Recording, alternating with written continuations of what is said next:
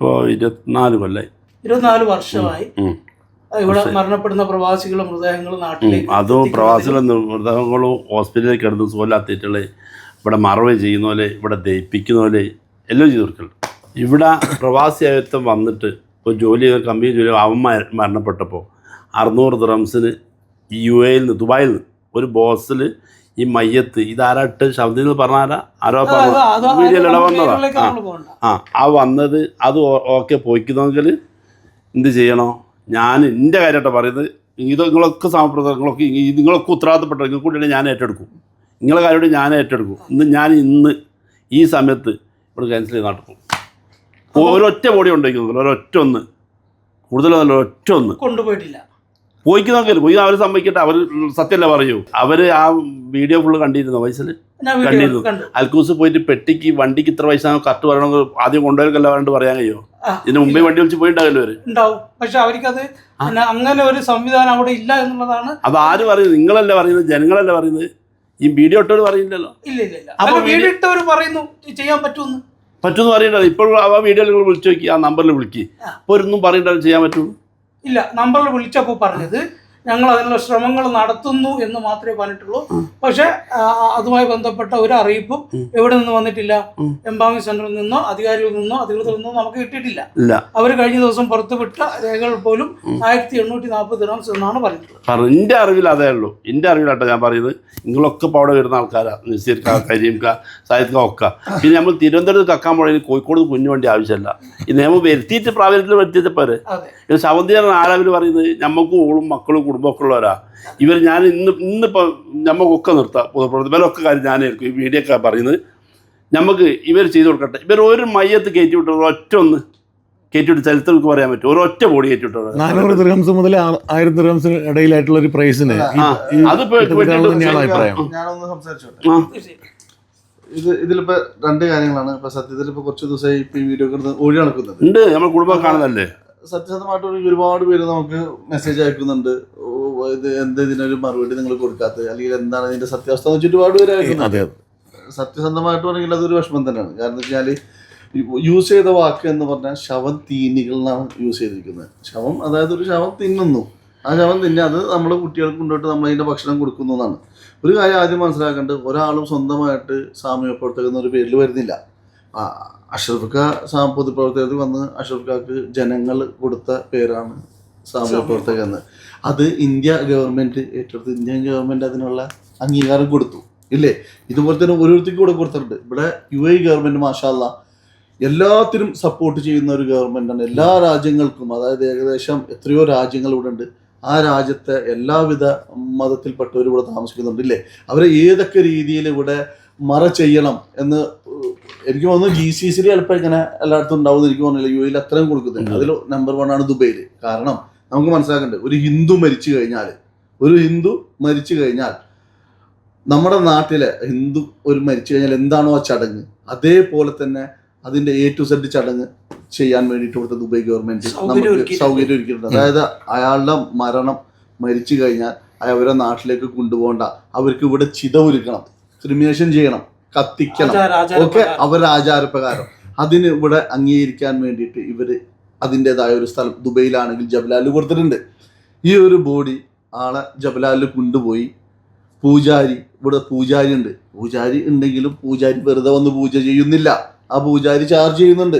500 മുതൽ 1500, 2000 ഒക്കെ ചാർജ് ചെയ്യുന്നുണ്ട്. അങ്ങനെ ഇതാവുന്നുണ്ട് ഒരു ഇത് പ്രകാരം. ആ പൂജ ചെയ്ത് അവരുടെ ആചാരപ്രകാരം പൂജ എല്ലാം ചെയ്ത് ചിതയിലേക്ക് ഒരുക്കി വെച്ച് അവർ ക്രിമേഷൻ ചെയ്യുന്നുണ്ട്, കത്തിക്കുന്നുണ്ട്. അത് കത്തിച്ചു കഴിഞ്ഞാൽ അതിൻ്റെ ആഷ്, ചിതാഭസ്മം, ഓക്കെ, ആ ചിതാഭസ്മം അവർ ആ മൺകലത്തിലാക്കിയിട്ട് അവരവിടെ വെക്കും. അത് കഴിഞ്ഞിട്ട് അതും കൊണ്ട് നമ്മൾ ഈ വീട്ടുകാർക്ക് എന്താണോ വേണ്ടത്, ഇവിടെ തൊഴിൽ ഒഴുക്കി കളയണോ, അതെല്ലാം നാട്ടിലേക്ക് കൊണ്ടുപോകണോ, എന്ത് വേണമെങ്കിലും ഇവിടുത്തെ ഗവൺമെൻറ് അനുവദിച്ചു കൊടുത്തിട്ടുണ്ട്. ഇപ്പം നാട്ടിലേക്ക് കൊണ്ടുപോകണമെങ്കിൽ ആ ചിതാഭസ്മം കൊണ്ടുപോയിട്ട് നമ്മളെവിടെ കൊണ്ടുപോകണം? നമ്മുടെ ഇന്ത്യൻ ആണെങ്കിൽ ഇന്ത്യൻ കൗൺസിലേറ്റിൽ കൊണ്ടുപോകണം.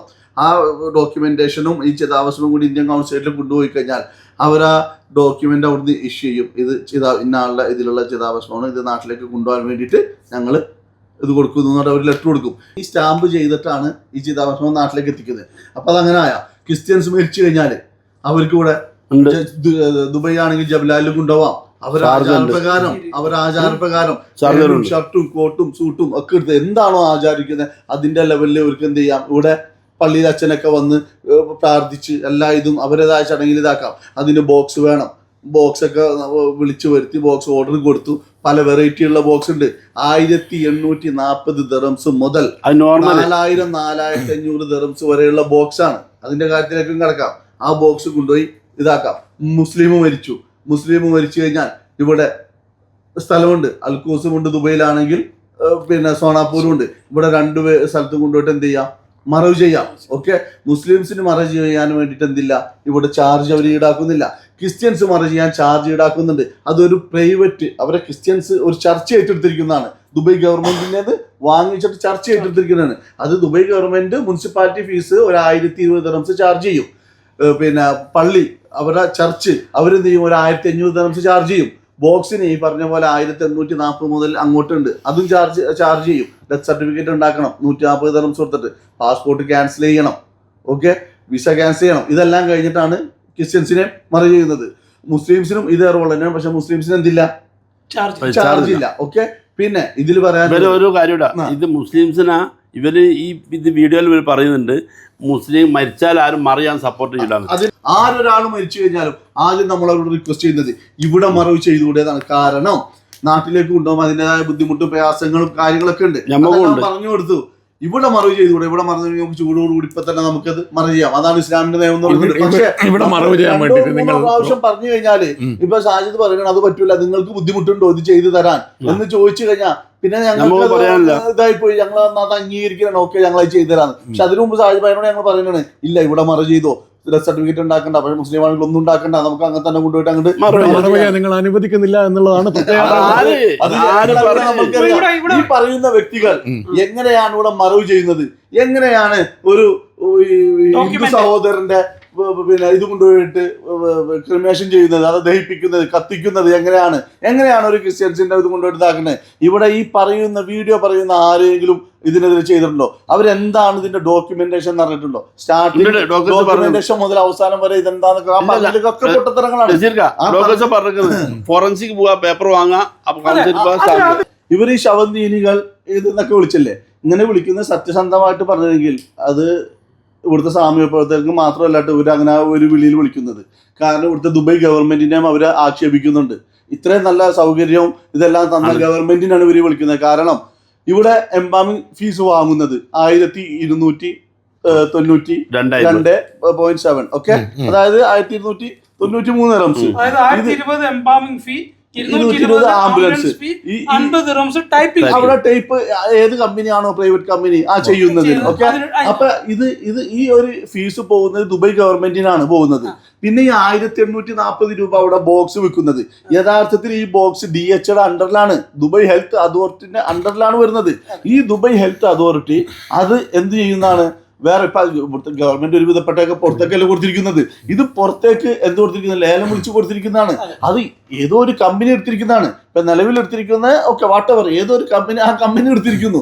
ആ കമ്പനിയാണ് 1840 രൂപയ്ക്ക് എന്ത് കൊടുക്കുന്നത്, ഈ ബോക്സ് വിൽക്കുന്നത്. അത് ആ കാലി ബോക്സ് മാത്രമല്ല വിൽക്കുന്നത്. നിങ്ങൾ ബോസ് ഇല്ലാന്ന് പറയുന്നല്ലോ, ഇല്ലാണ്ട് ഒരു വീഡിയോ ഇട്ടോ വിടൂല. നിങ്ങൾ അവരെ വിളിച്ചിട്ട് ബോസ് അതിലൊരു കാര്യം, 1840 രൂപയ്ക്ക് DH ബോക്സ് കൊടുക്കുന്നത് ആരാണോ ആ പ്രൈവറ്റ് കമ്പനി എടുത്തിട്ട് ബോക്സ് കൊടുക്കുന്നത്, അവര് ബോക്സ് മാത്രമല്ല കൊടുക്കുന്നത്, അവർ ആ ബോക്സ് അതില് മയ്യത്ത് തുണി, കഫം പൊതിയാനുള്ള ആ തുണി, അത് ഏത് മയത്തിനായാലും ആ തുണിയാണ് അവർ പൊതിയുന്നത്. ഇതിലൊഴിക്കുന്ന കർപ്പൂർ അത് ഓക്കെ, പിന്നെ സുഗന്ധ പിന്നെ പെർഫ്യൂം പോലത്തെ അത്തർ ഇതൊക്കെ ഒഴിക്കുന്നത്, ഇതെല്ലാം കൂടിയിട്ടാണ് 1840 രൂപ ചാർജ് ചെയ്യുന്നത്. ഈ 1840 രൂപ ചാർജ് ചെയ്യുന്ന കുറയ്ക്കണമെന്നുണ്ടെങ്കിൽ എന്ത് ചെയ്യണം? ഇവരെല്ലാവരും അല്ലെങ്കിൽ നമ്മളെല്ലാവരും ആരെ സമീപിക്കണം?